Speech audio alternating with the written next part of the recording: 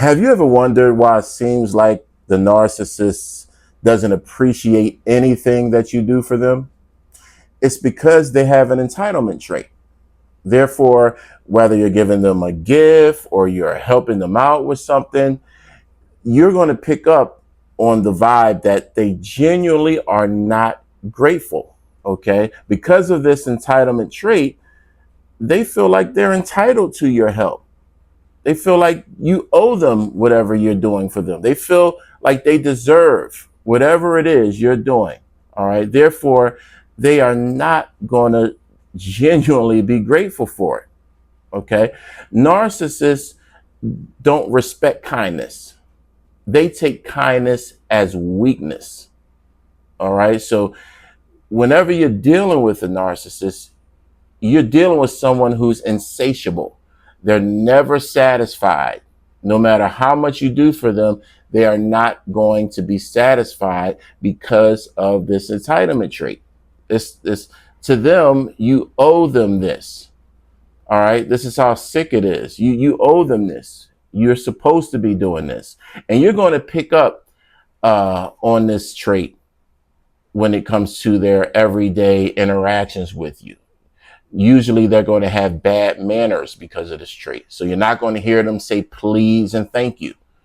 And this is real different because, even children have been raised to say please and thank you. A lot of times you're not going to hear a narcissist say please or thank you. They're going to be telling you what to do and they're going to get it from you. And this part of the game is really like, I wouldn't say a trigger for me, but it's a pet peeve for me.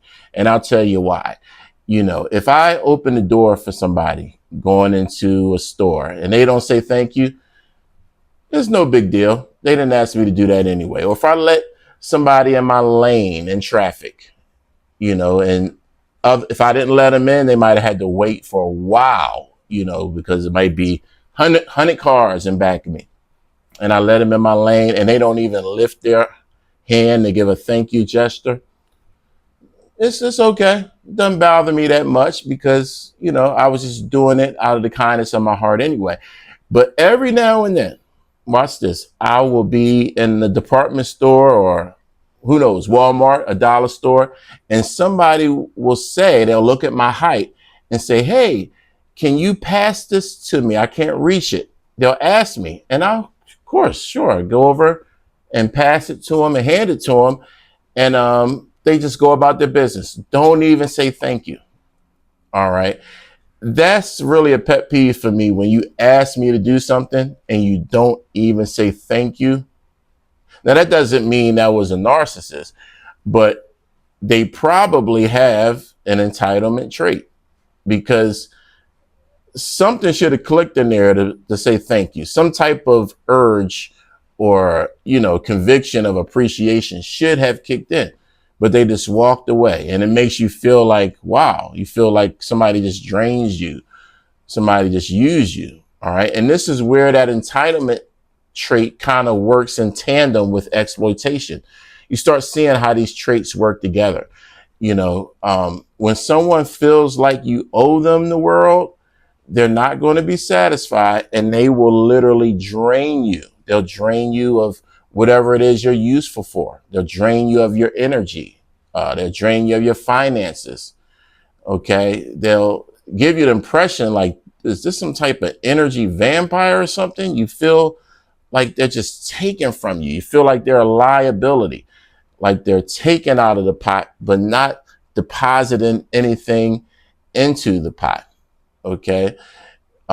This is a real serious trait that has a profound negative impact on a relationship when you're with someone. Another way you'll see this trait manifest if you're with a narcissist is you'll see that they're very transactional. Okay. So if there's anything they do for you, you best believe if you break up or they want to discard you or you want to leave first or something, they're going to take everything back that they gave to you. All right. And if they gave you any money, they're going to want that back. They're going to be messaging you for that money. If they've given you any gifts, they're going to want those gifts back. Okay. And if you're living together and they leave first and they leave while you're not home or something, you best believe they're leaving with all the gifts they got you. It could have been a phone. It could have been an iPad, whatever it is, they're going to leave with it.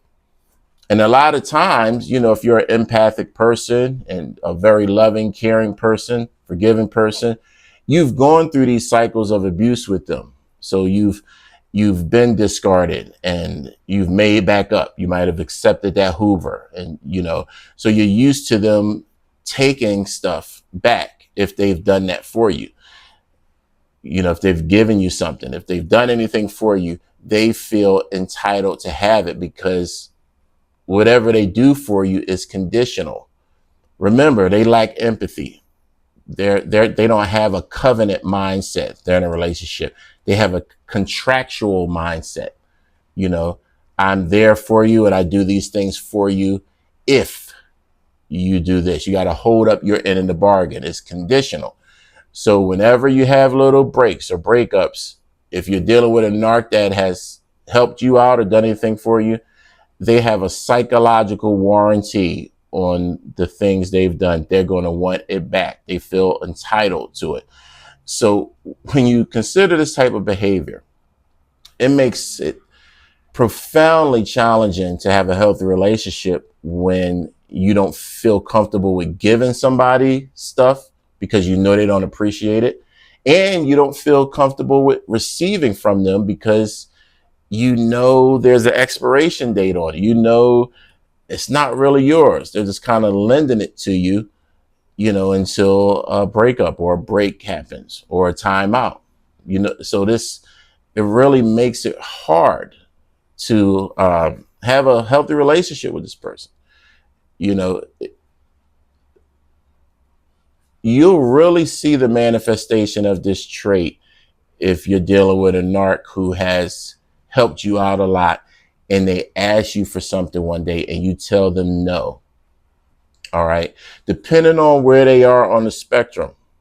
Because when the narcissist hears no, that's a big injury to them because they are terrified of rejection. They're terrified of abandonment. All right. So if you tell them no, especially after they've done a lot for you, you might have done way more for them, but if they've, contributed something to this relationship, you tell them no, it's a strong possibility they could go into a rage. And listen to what they're saying to you when they go into the rage. This is how you're going to see for yourself in real time how disturbed they are, because they will probably say stuff like, you don't do anything for me. You have never done anything for me. You don't do nothing for me.